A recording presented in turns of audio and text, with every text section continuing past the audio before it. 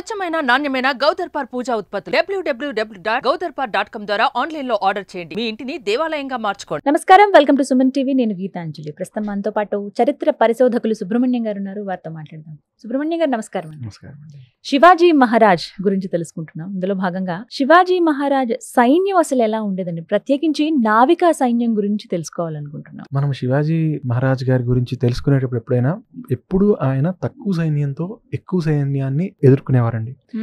ఎప్పుడు మనం పెద్ద సైన్యాన్ని ఎదుర్కొంటున్నప్పుడు మన సేఫ్టీ మనం ముందు చూసుకోవాలి. అలాగే తక్కువ సైన్యం మన దగ్గర ఉన్నప్పుడు ఒక్క యుద్ధం కూడా ఓడిపోకూడదు. ఎందుకంటే మనమంటూ ఒక యుద్ధం ఓడిపోతే మన దగ్గర ఉన్న వాళ్ళే తక్కువ కాబట్టి వాళ్ళు మన వదిలేసి వెళ్ళిపోతే ఇంకా ఇబ్బందుల్లో పడతాం. కాబట్టి శివాజీ మహారాజ్ ఎప్పుడు ఒక యుద్ధానికి వెళ్తున్నాను అన్న, ఒక సైన్యం వైపు చూస్తున్నారు, ఒక సైన్యాన్ని నిర్మిస్తున్నారు అన్న, తక్కువతో ఎక్కువ ఎలా సాధించాలి అనే దాని మీదే ఎక్కువగా ఆయన ఫోకస్ ఉండేదండి. సరే, నావికా దళం వైపు ఆయన ఎందుకు వెళ్ళారు అన్న దానికంటే ముందు నేను మిమ్మల్ని ప్రశ్నిస్తానండి. మీరు నన్ను అడిగారు, హబ్సీ కూడా అన్న ఊరు మీకు తెలుసు కదా, అన్న ప్లేస్ తెలుసు కదా, దానికి ఆ పేరు ఎందుకు వచ్చిందో తెలుసా మీకు? ఎప్పుడైనా ఆలోచించారా? లేదు. కొన్ని ఏసీ గార్డ్స్ అని ఒక ప్లేస్ ఉంటుంది ఈ ఊర్లో. హైదరాబాద్ లోనే ఏసీ గార్డ్స్ అని ఒక ప్రాంతం ఉంటుంది. హైదరాబాద్ లో ఏ ప్లేస్ కి మీకు ఇంగ్లీష్ పేర్లు ఉండవు. ఆ ఒక్క దానికి ఏసీ గార్డ్స్ అని ఒక ఏరియా అంతా ఉంటుంది. ఎందుకలా? ఎందుకంటే ఇది మనకు తెలిస్తే శివాజీ యొక్క నౌకాదళ నిర్మాణం ఎందుకు జరగవలసి వచ్చిందో తెలుస్తుందండి. భారతదేశంలో మనకి ఈస్ట్ కోస్ట్ ఉంది, వెస్ట్ కోస్ట్ ఉంది, తూర్పు తీరం ఉంది, పశ్చిమ తీర ప్రాంతం. పశ్చిమ తీర ప్రాంతాన్ని మనం కొంకణ్ అంటాం ఎక్కువగా. కొంకణ్ కోస్ట్ కిందకి వెళ్తే మలబార్ అవుతుంది, పైన కొంకణ్. ఈ కొంకణ్ అన్న ప్రాంతం మనకి ప్రధానంగా Maharashtra, Goa and parts of Karnataka మనంతా కొంకణ్ అంటాం. అక్కడ ఆ రోజుల్లో దాభోల్, ఇప్పుడు కూడా దాభోల్ ఉందండి.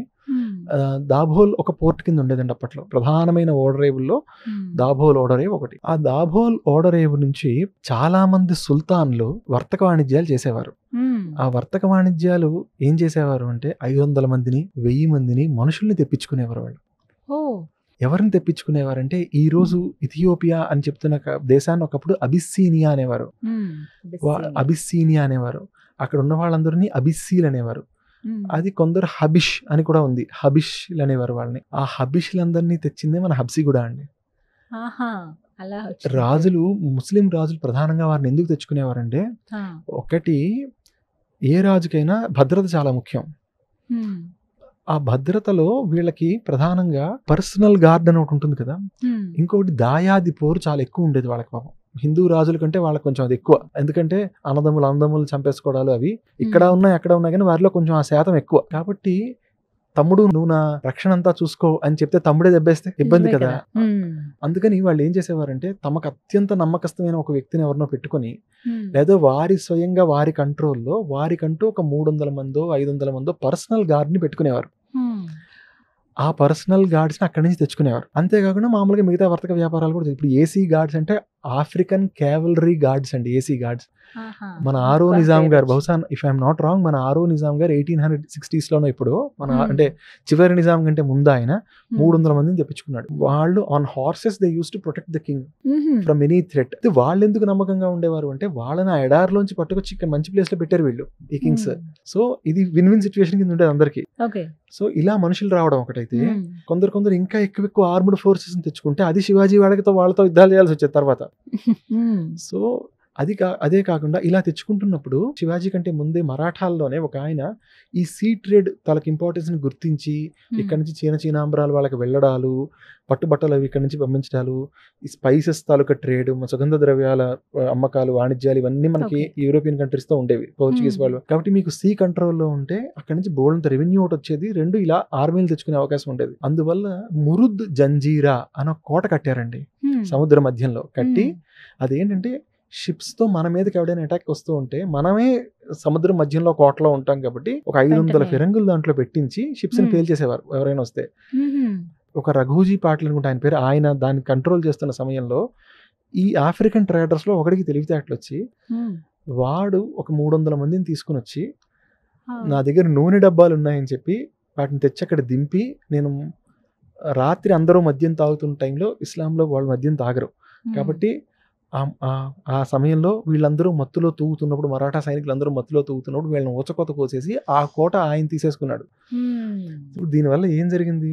ఒక భారతీయుడు ఎవడైనా తన షిప్ తో ట్రేడ్ చేయాలి అంటే మీరు ఖచ్చితంగా ఆ కోటలో ఉన్న ఈ ఆఫ్రికన్ సిద్దీస్ అంటారు.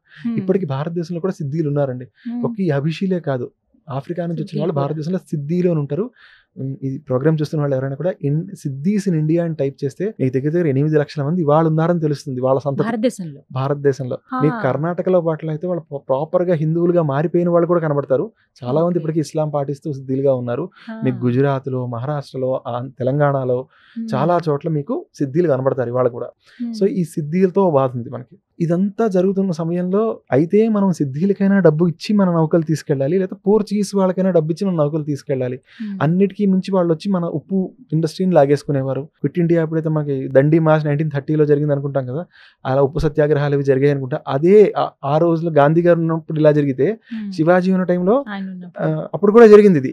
ఈ ఉప్పు వాళ్ళు తీసేసుకోవడాలు, పన్ను ఉప్పు మీద వేయడాలు, దీని అంతటితో నలిగిపోతూ ఉంటే మన వాళ్ళందరూ, అప్పుడు శివాజీ మహారాజ్కి ఖచ్చితంగా మనకి నేవల్ ప్రెజెన్స్ ఉండాలి. మనం సముద్రంలో ఉండకపోతే మన వ్యాపారం మనం చేసుకునే అవకాశం కూడా లేదు, వీళ్ళ మనం చంపుకు తింటున్నారు అని తెలుసుకుని మొట్టమొదట ఏం చేస్తారంటే, ఇప్పుడు మీకు అందరికీ శివాజీ గురించి ఒక కథ బాగా తెలుస్తుంది. ఏంటంటే శివాజీ దగ్గరికి ఒక ముస్లిం సర్దార్ తాలూకా కోడల్ని పట్టుకొచ్చి ఈవిడ మీకు గిఫ్ట్ గా ఇస్తున్నామని సైనికులు చెప్తే, ఆవిడకి పసుపు కుంకాలు, చీరలు అన్ని పెట్టి ఆయన మళ్ళీ ఆవిడ వాళ్ళ ఇంటికి పంపించేశారు అని చెప్పి ఆ కథ జరిగేది ఈ ఇన్స్టెన్స్ లోనే.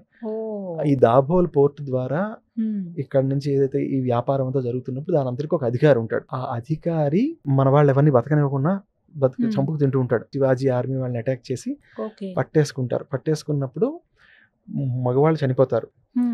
ఈవిడ దొరికిపోతుంది బందీగా, పారిపోలేక. కొత్త కోడలు ఆవిడ అందాన్ని చూసి ఆ సైనికులు అక్కడ సమ్మోహితులు అయిపోయారని ప్రతీది.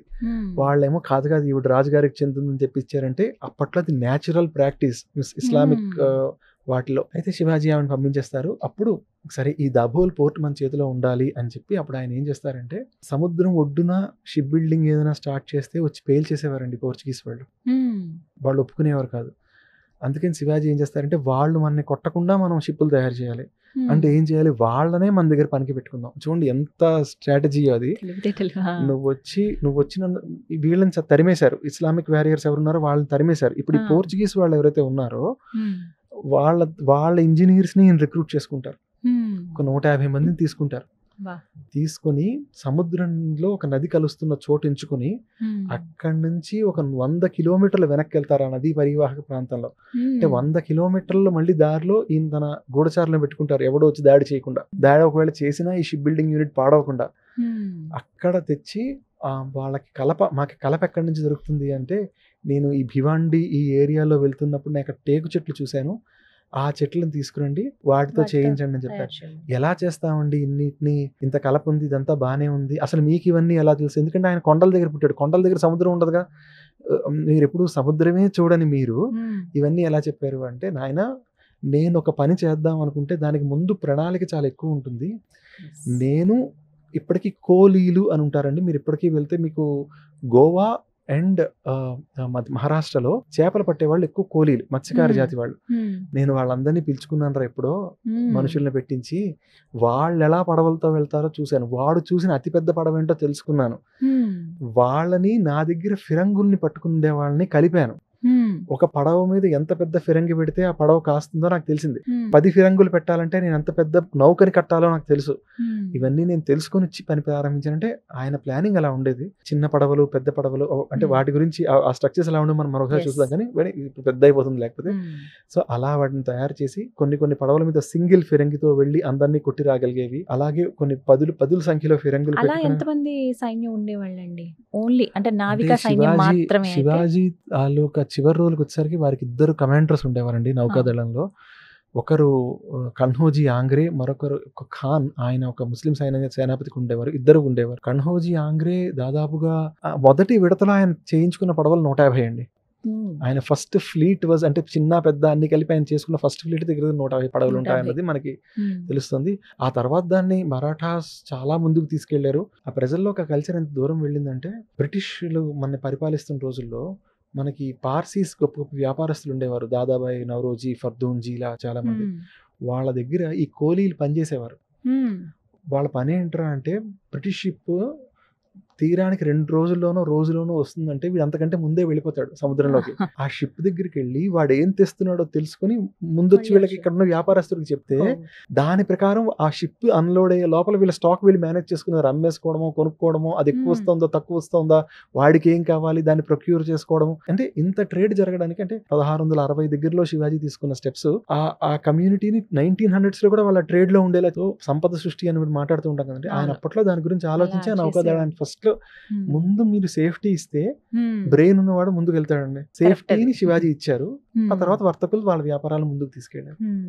ఇలా అసలు ఎన్ని నేర్చుకోవచ్చు కదా ఆయన లైఫ్. అదేంటి అసలు ఒక రాజు చేపలు పట్టుకునే వాడి దగ్గరికి వెళ్ళి నీకు పడవ ఎంత డైమెన్షన్ లో ఉండాలి, నువ్వు ఎంత సరుకు తెస్తావు, దాని మీద నేను ఫిరంగి పెడితే అది ఎంతసేపు కాస్తుంది నాకు తెలియదు, నువ్వు చెప్పని ఆయన చెప్పించుకొని వినడం అనేది అది శివాజీ అండి. అందుకని ఆయన అంత గొప్ప వ్యక్తి. ఆయన అందుకే ఆయన ఇప్పటికీ మహారాష్ట్ర వాళ్ళు ఇలా ఊగిపోతూ ఉంటారు పూనకాలు వచ్చినట్టు ఆయన పేరు చెప్తే. అక్కడ అడుగు పెట్టగానే ఎక్కడికక్కడ కనబడతారు ఆయన విగ్రహాలు కానీ ఇవన్నీ కూడా. థ్యాంక్ యూ సుబ్రహ్మణ్యం గారు.